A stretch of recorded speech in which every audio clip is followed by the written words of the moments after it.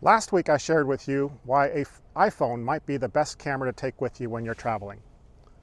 Today I'd like to share with you why a point and shoot might actually be a better option for you when you travel. First thing, it has better image quality than an iPhone.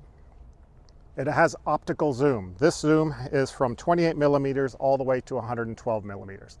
So I remember I had to walk last week all the way down that path to take an image of that playground and make it an interesting subject in the photo.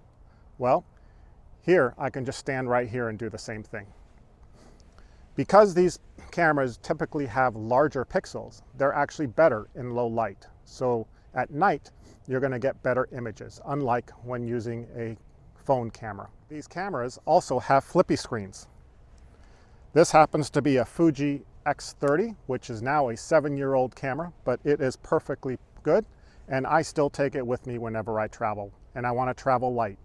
If I was going on a trip for photography reasons, I would take my full kit with me.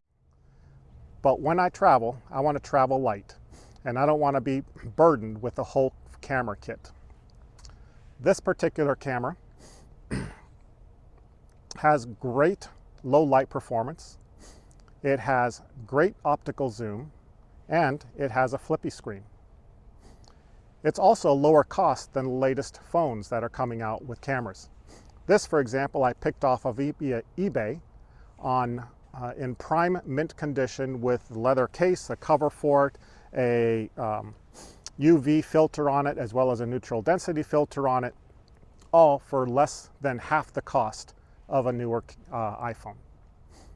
Plus, this thing will be relevant years from now, unlike phones, which tend to be planned obsolescence. So I would imagine that my iPhone 8 that I just showed you in last week's video, I probably won't be able to use that in about 3 or 4 more years.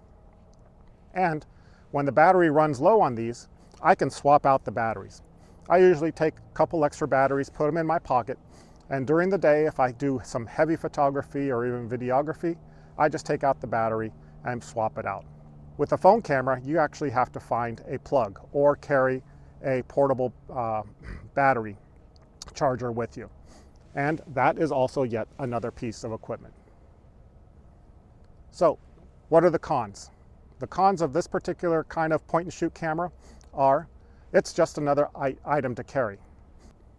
It's also going to take a little bit more work between video and photography. In this case, it really isn't, because I can just switch from movie mode to camera mode and it's all done. But with an iPhone, you just push a button on the screen and you're all set. The last con for point and shoot cameras is that they may not be pocketable. This one I can put into a jacket pocket and easily carry it. But during the summer, I actually have to carry it in my hand because my pants don't actually carry it. There are other small point and shoot cameras that you can actually put in your pants pockets, and what immediately comes to mind is maybe the Canon S90, which is again an old camera but still relevant today, any of the Sony RX100 series, and any other small cameras like that you can actually put into your jean pocket or shorts pockets. All right, so we talked about the zoom capability of a point and shoot camera compared to an iPhone. In this case, let me demonstrate to you what this camera can do from right here and get the image that I want of that playground without having to walk.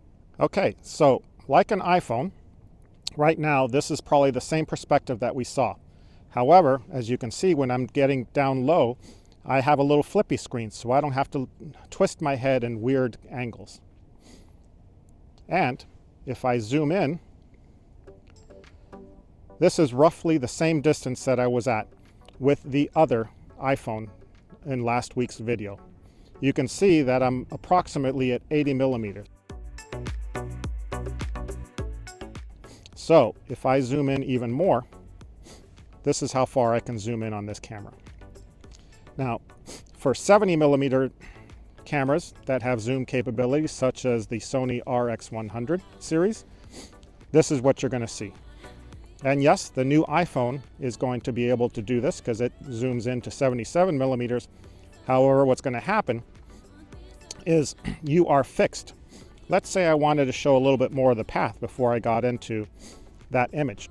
I'd either have to zoom in, or I would have to be able to go ahead and zoom in with my feet, excuse me, or I would have to zoom in. Okay, so let me take a picture of this.